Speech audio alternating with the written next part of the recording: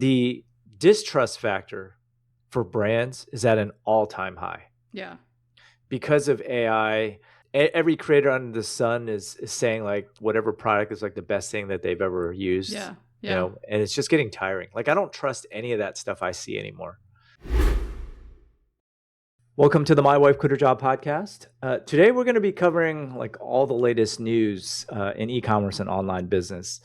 And as of right now, today, it came out that e-commerce just hit 16.6% of all sales, which sounds low, but it's actually like at an all-time high right now. More and more people are shopping online. Well, I don't know about you, but the Amazon truck in my neighborhood is a staple. I don't know if you have I'm sure you guys do have the electric delivery vans. Yeah, of course. And I'll be walking the dogs or whatever, and it's just like, I hear them, all through it's just, I feel like, I'm surprised that seems low to me. Actually, let me tell you a story about Amazon. Okay. This just happened to my wife. I don't know if you've probably shopped on Amazon lately. Yes. I've noticed that they've started placing the add to cart button right above the buy now button on certain products. Oh, so interesting. Jen accidentally ordered 3 of the same thing because she accidentally clicked the buy now button. Oh, instead of add to cart. Which is literally underneath the add to cart button. Yeah. And so she adds to cart and she buys now. Like she buys now a couple times by accident. Yeah. And then she notices that it's not in her cart at checkout. So she adds it again. But the buy now is like a one-click checkout. Yes. Yes. So she ends up placing 2 separate orders, individual orders, adding to cart, going to checkout, and then placing that third order because she didn't think the other ones went through. So now you have 3 grand pianos. And so now we have this three things, and they're not eligible for returns for some reason. Yeah, they're small items. And so you actually have to go through live chat to get the refund, and then you don't have to return it. Anyway, it's this whole hassle.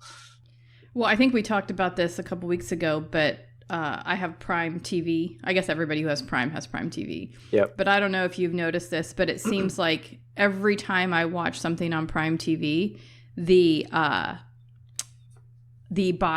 Amazon ad in the corner of your screen where you can literally take your remote control and buy now is on there. Like I feel like 6 months ago I saw it occasionally. Now it's every single commercial break or ad. It's not really commercial, I guess ads. It has one of those add to carts. Have you ever bought anything? No, I haven't. But I'm tempted to just because I want to see the process. Like, can you completely check out on your television? Do you have to add it to the cart and then you have to go to your phone? I'm assuming you probably do everything on your TV. You don't have to do anything else. I'm sure. I mean, if you can click on one button by accident and buy a whole bunch of things, then yes, you can check out from your TV. Yeah. For sure. Which is scary because that means your kids can just check out on your TV. That is concerning, right? I mean, my kids are all older, so that wouldn't happen, or they would, and they would know they were doing it. But yeah, I could see one of my grandkids just all of a sudden getting 50 K-pop Demon Hunter dolls. Yeah, right. Yeah, exactly. Anyway, I just thought of that because when I heard that e-commerce was at its all-time high, it's like tactics like this. Well, and here's the other thing. They make it so easy to shop. Whereas I don't shop in stores, so I'm not the best person to talk about this. But when I do go to a store, it's often very frustrating. Like you can't find, the one store I do go to is Home Depot, right? It's rare that you can find someone that can help you. It's always, someone's on their lunch break or this person, you have to wait for them to page somebody else. The lines are long, right? If you have to return, I don't know if you've ever tried to return anything anywhere in a store, but like the lines are long, the parking lots are crowded. To me, it's like, it's not even worth, I'll have Home Depot, if I know what I need, I'll have Home Depot deliver it. It's like, I don't even want that experience anymore because I feel like the in-person shopping experience, unless you're shopping really high end, is not fantastic. Doesn't Brian go there every day? Isn't he Home Depot better than the employees? He's there right now. Okay, right. I was about to say. Yes, but sometimes I tag along on the weekends. So here's a big shock to me. Well, maybe it wasn't that huge of a shock, but OpenAI basically just canceled their agentic integration for purchasing. Why? So the idea was that, you do a search on OpenAI or a query, and the products come up, and then you buy right there on the platform without having to go to the website. Yeah. They decided to back off from that. And I understand why, actually, because I was reading about it. Like a long time ago, Facebook tried to do this. Yes. And I actually signed up for it. I was kind of excited about it, where you can just check out right there. Mm-hmm. But for me, we sell personalized items, and Facebook did like a horrible job with personalized items or any little add-ons that you could make on a product. And I think just the intricacies of product feeds, options, and all that stuff, major pain in the butt for people. Plus, it's like this other interface they have to worry about too, right? Where orders are coming from. And that's what I found with the Facebook, Instagram experience. Because back in the day, like you could click off to the website. They discontinued that and forced you to use Facebook checkout. And we got a couple orders and it ended up being a major pain in the butt. So I just turned it off entirely.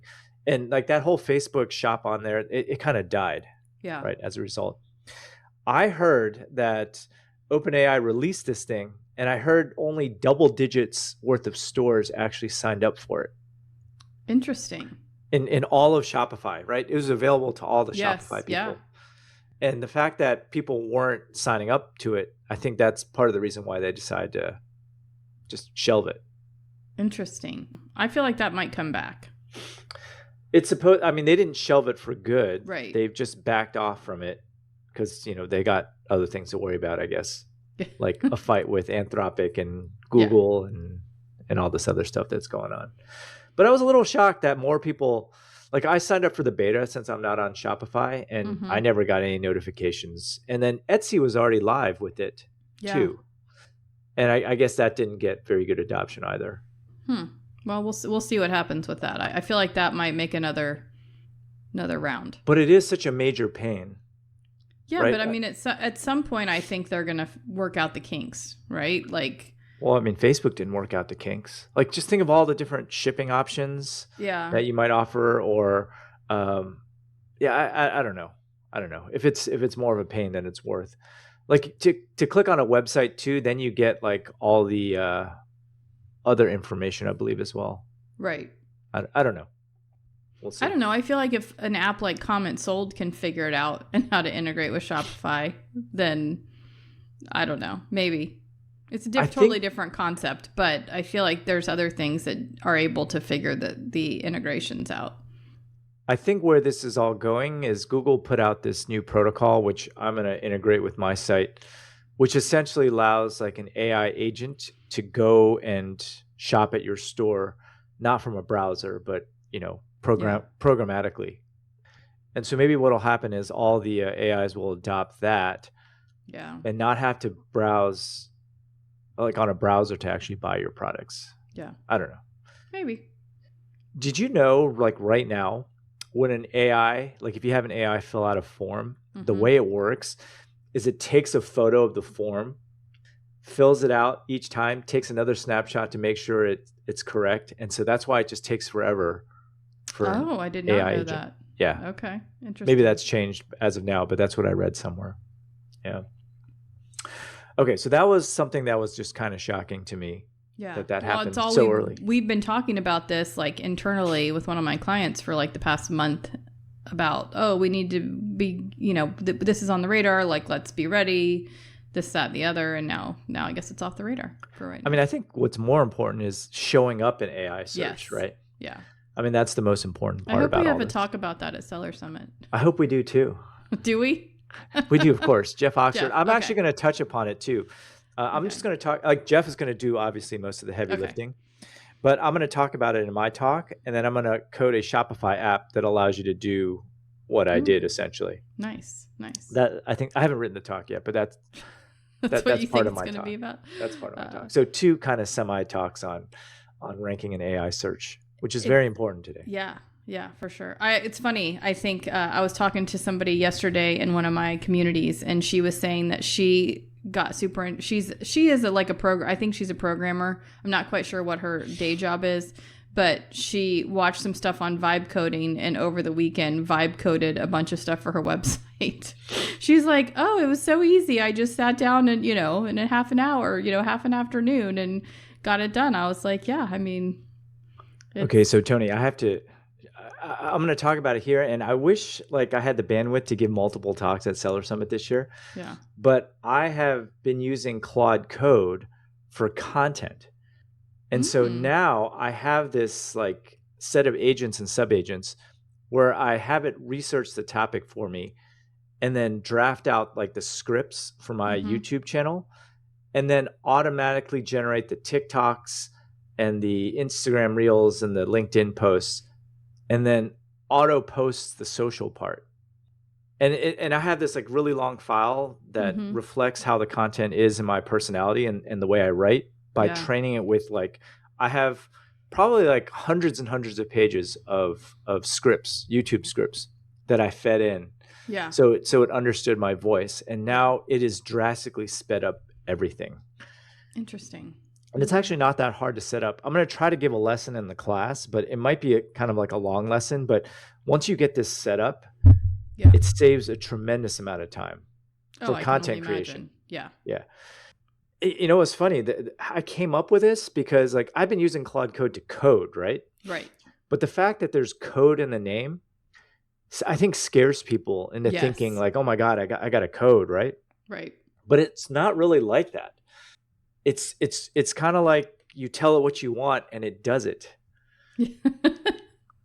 It's like the spouse we wish we all had, right? For anything. And I'm not even joking. Yeah. And most people that I've encountered, even in the Silicon Valley, they're just using Claude or ChatGPT based on the interface, right? Yeah. Like, you know, the web page. And that's the most inefficient way to do it because it doesn't really remember all the little details of what you need. So by setting all this stuff up in Claude Code or Claude Cowork, I chose to use Claude Code and not Cowork. Okay. Anything that you do, like anytime I make a script now, it gets better because it's trained on everything new that I'm working on. And so over time, like I'll have this, you know, incredible agent where I hopefully have to do very minimal work to get stuff out. Yeah, I think this is where, and this is a whole nother podcast, but I think one of the things that I've noticed is that people that seem to hate AI or think it's terrible or don't like their results don't really understand how to work and really maximize the value. This new ad agency that we're working with, they've built this internally, right? But it basically scrapes all of your content, social, video, blog posts, products, you know, whatever, wherever you are on the web. It also records all your phone calls with them.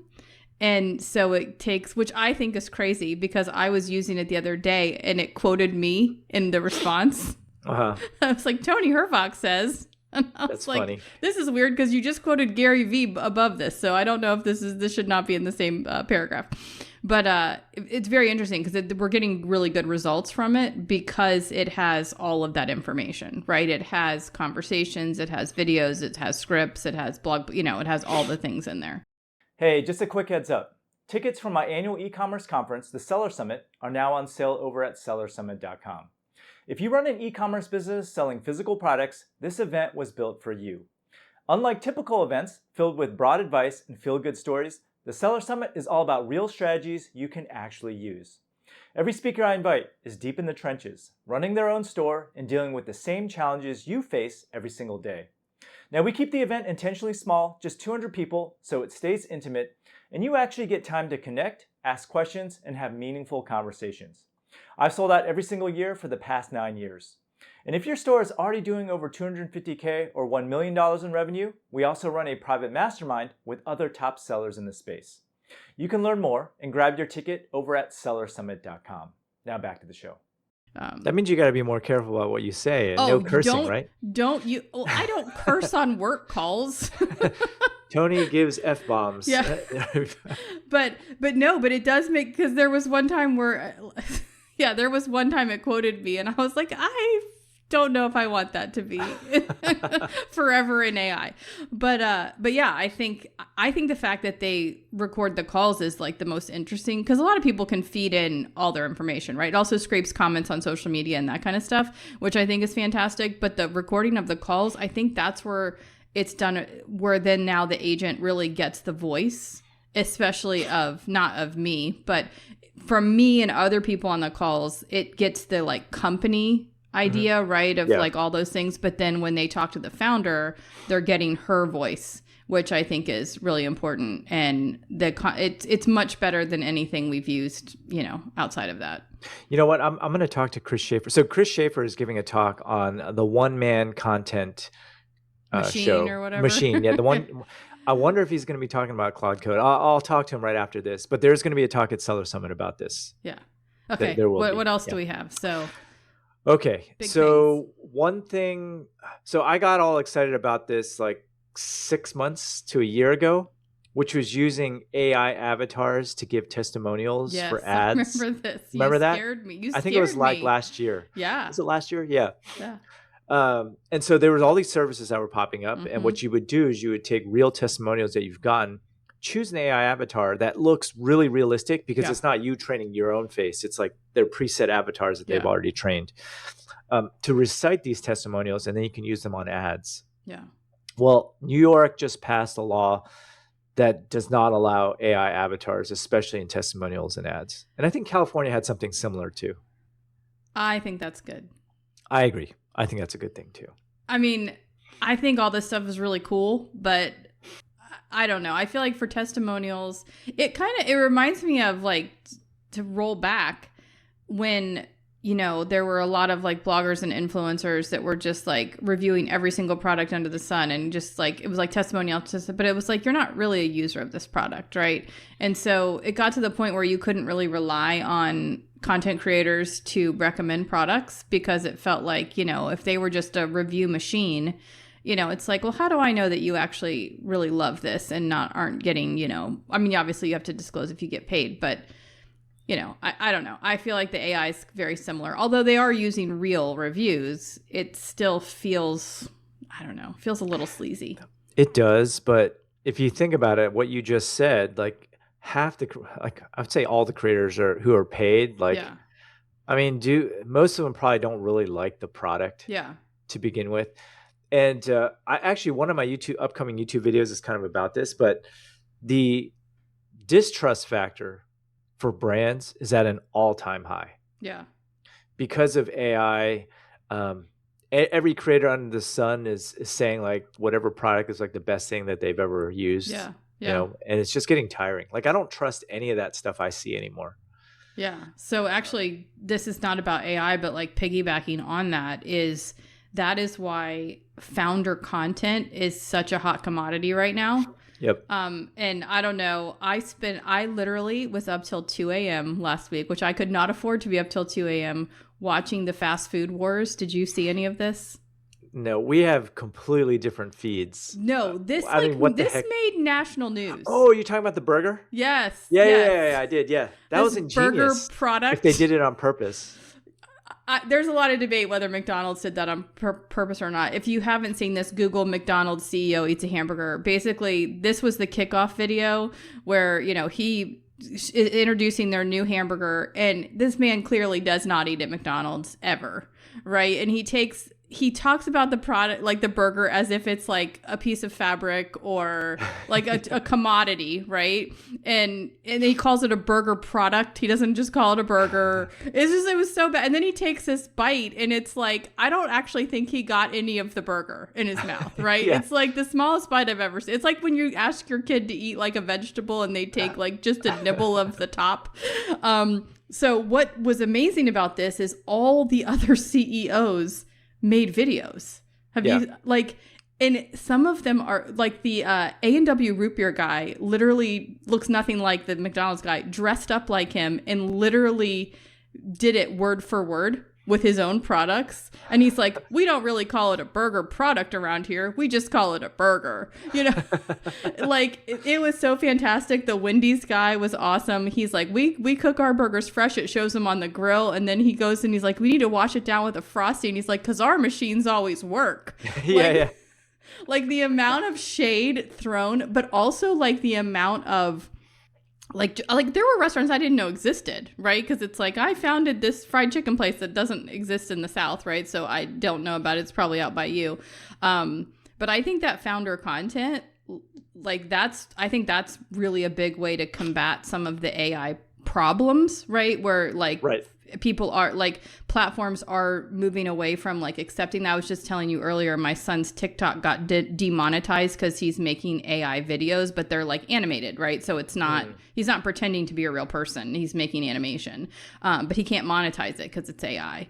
So I think this founder content, if you do sell something, anything, digital, physical, you know, everyone wants to know how they can make faceless content, but like the founder content is what's really hitting, because it's a way to combat this is fake, these reviews are paid. It's like, well, of course, you know, except for the McDonald's founder, everyone should love their products, and should at least be able to talk about them. I think it's why our friend Meg, who sells the hermit crab stuff, her videos are doing really well on TikTok, right? Like they're getting engagement even for like not a huge account, because she's literally packing snail poop or whatever it is. I don't know. Like it's gross.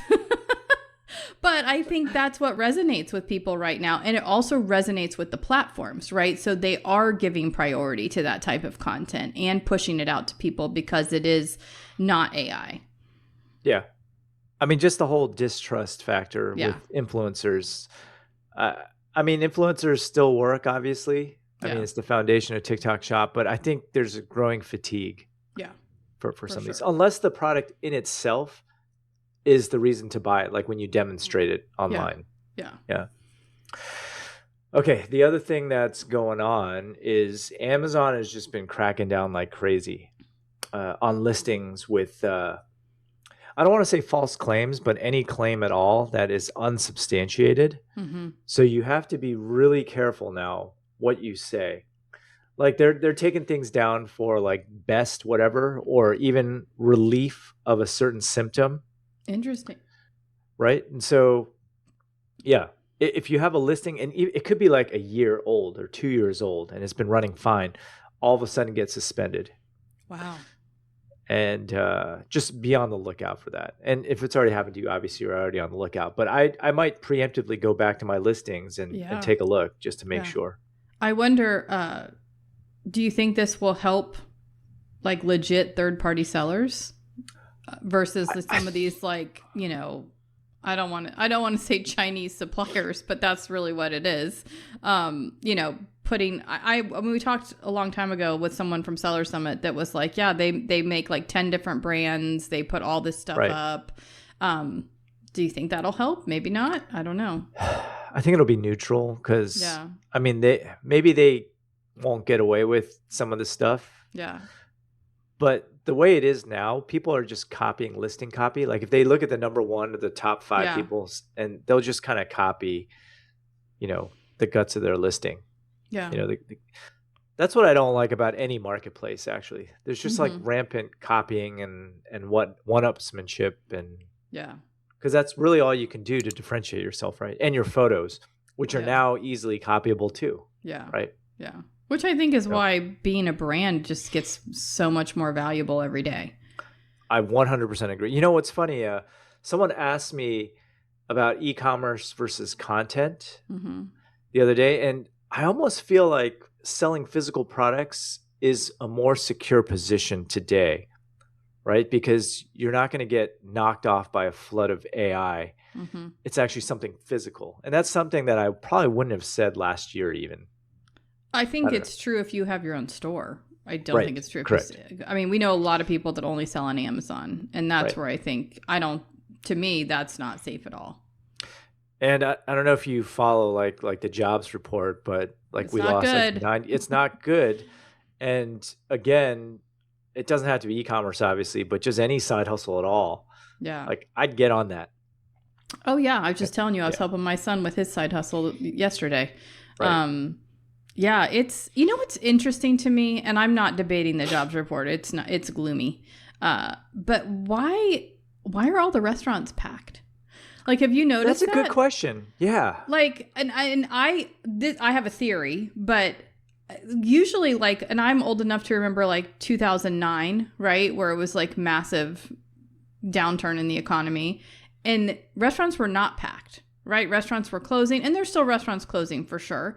But like when I'm out and about, and last week I was traveling, so I was out almost every meal, like every dinner I was in a different restaurant in a city I don't live in.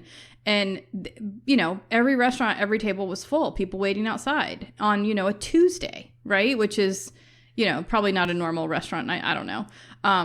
I really think this is still a lingering post-pandemic thing. Well, I had read somewhere that like the top 5% spent almost all the money in the U.S. The top 5% aren't eating at Chipotle. Well, no, I mean they do. But yeah. Maybe it was like top 10% spend like. I'm not at fancy restaurants. I was at like Chili's, Yeah, I know, but I know a lot of the restaurant industry is hurting because there's only so many times that like the wealthy can go out to eat, right? 3 times a day. But maybe that's not the case for like was it like a Chili's has a great deal. It's actually pretty inexpensive to eat there, right? Chili's is great. I told my daughter she's got some job security, but but even my other kid works at like it's not Chipotle, but it's like a Chipotle, and they're busy all the time, especially so anyway, I don't know. That's one thing where I always feel like that's one thing you can cut really quickly and really decrease your spending, right? As you just make your food at home, because it's so, even with the grocery prices being high, it's still significantly cheaper. Maybe not with the Chili's deal, but outside of that, like you can make dinner for much less than you can eat out with a family of 4. For sure. Especially like, I don't know if you've been through Chick-fil-A lately. It's like, I had to buy Chick-fil-A for everybody when we got stuck traveling. It was 4 people and it was like $55, and it wasn't like extravagant. Chick-fil-A is expensive. But even McDonald's is expensive these days, but yeah, that's one thing that I thought was interesting, is that restaurants still seem crowded. But well, I mean, just there's a stat: 44% more people are buying secondhand than a year ago. I mean, the economy is hurting. I mean, I don't know. I don't see it that much in the news, but like I can just tell by, for example, like the employees that we have, things are getting tighter and whatnot. Yeah. So I've heard that from a couple of people where their spouse works in an industry where, it's not like a guaranteed 40 hours a week, and their time is being cut. Right. Mm-hmm. Well, I mean, this is the time to start the furniture flipping business, right? That's your thing. Yeah. I would never do that, but yeah. No, but like to your point about side hustles, like this is the time to really be, I think, digging into something like that and seeing what you can come up with. Yeah. In other news, TikTok rescinded their requirement to use Fulfilled by TikTok. Thank goodness. Thank God I got that YouTube video out in time, because literally the week later they made that announcement. Because in that video I was like, this is a bold move, but they might be able to pull it off, right? Yeah. Forcing everyone. Well, I guess it turns out that they could not pull it off. It's funny because tons of backlash. Yes, before they rescinded it, I just told somebody, this is probably not the best time to get on TikTok to sell. Let's not if it's fulfilled by TikTok, like that. We don't want to mess with that. So yeah, we'll see. But on the flip side, and this is coming straight from Ian Page's mouth, the Bullseye Sellers. He's an agency that specializes in TikTok. If you're not on TikTok Shop, like your leash is super short. Like if you're fulfilling yourself and you make a mistake, you're going to get banned. Yeah. Right?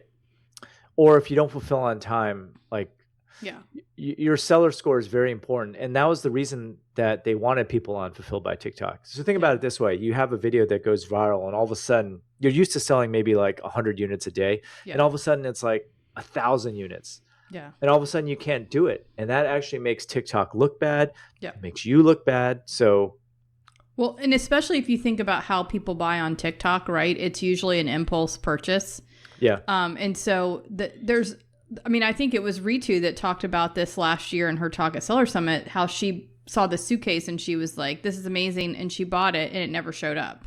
Right. And so like, she didn't know anything about the brand. She didn't know anything about the company, but now she probably will hesitate before she buys on TikTok again. Right. Because the order that she, legitimate order, paid money, didn't get the product. So I can see why they are strict. It's kind of like with, when, was it Seller Fulfilled Prime, right? Yeah. Same stringent rules because Amazon has a reputation.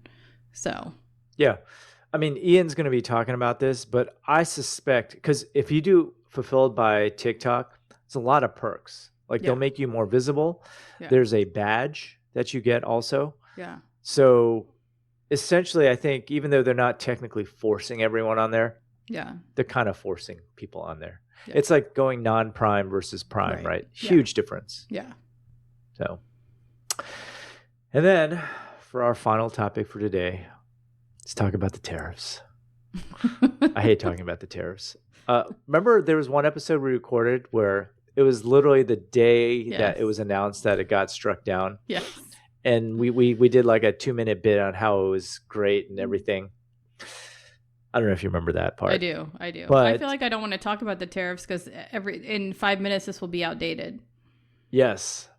Actually, that's true because literally after we started cheering, it was literally 7 hours later. Yeah. Like Trump did something else. I just wanted to just kind of explain what's going on, especially with the refunds and whatnot, in case you guys are curious. Yeah. So what got struck down specifically were the IEEPA tariffs. These were like the emergency ones that he issued, like the crazy one where he held up the board, like every country. Those all got struck down. And what most people didn't realize was that for China in particular, that was just like a part of the tariffs.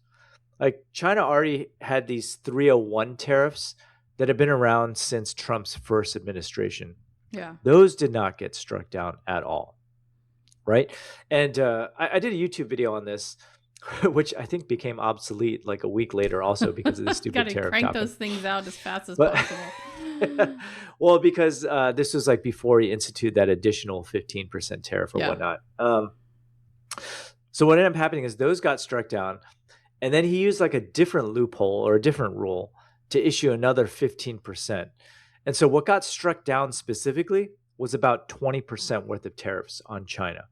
Yeah. And then he added an extra 15 on for some other rule, which will probably get struck down too. Yeah. But what he's trying to do is he's trying to add on to those Section 301 tariffs, which have been around for, I don't know, over 4 years now. Yeah. Right? Getting it onto there requires research, and I think this intermediate tariff is just buying time for him to get that going. Yeah.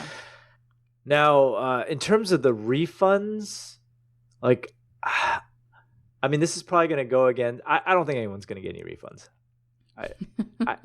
I really, or if someone gets refunds, it'll be like the large companies, maybe. Yeah. I don't think the little guys are going to get their refunds.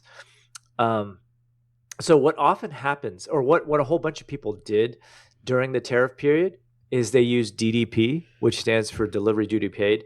And that's essentially when the supplier is the importer of record, right? Not you, to save money on the tariffs, because there was some other stuff going on. Well, they would get the refund, not you in that case. Gotcha. Right? Because they're the importer of record. Yeah. And I guess the question is, and this is what makes this whole thing weird, is like, do we want to like refund like the suppliers in China? Right? With a lot of this tariff money. And the large corporations, there's like 2,000 of them that have filed huge lawsuits, which will get tied up. Yeah. But then like recently last week, some court ruling ordered that the tariffs be refunded. But there's no provision, like the Supreme Court didn't give any provisions for the refund. So I just think it's a big mess. Yeah. It's just going to get messier. Yeah. But I mean, if you want even a chance of getting refunds, you need to fill out, you need to get an account. Maybe I'll link it beneath this podcast, but you need to create an account with the Customs and Border Control. And that's how they would refund you, should a refund ever to occur. But as of this recording, I don't know anyone who's gotten anything yet. Yeah. Well, I mean, I was going to say good news, bad news, but it's just news. Yeah, I guess so. I mean, here's the good news, actually. The good news is that since those tariffs got struck down, India and Vietnam are like the best places to source from now. The China 301 tariffs are still there. Almost all the 301 tariffs China pays. It's on China, not those other countries. And it was a crapshoot actually when I invited like people to talk about sourcing at Seller Summit. But yes, as long as this holds through for like another month, Jim Kemmerer is going to be talking about sourcing from Vietnam at Seller Summit. I'm using him right now, actually. Oh, good. And I think I don't know if he's going to be talking about like a case study that we're kind of doing together right now, but the prices are actually a little lower than China. Mm-hmm. And you don't have to pay like you still have to pay the 15 thing that Trump just issued. But it's cheaper than China and you pay less tariffs than China.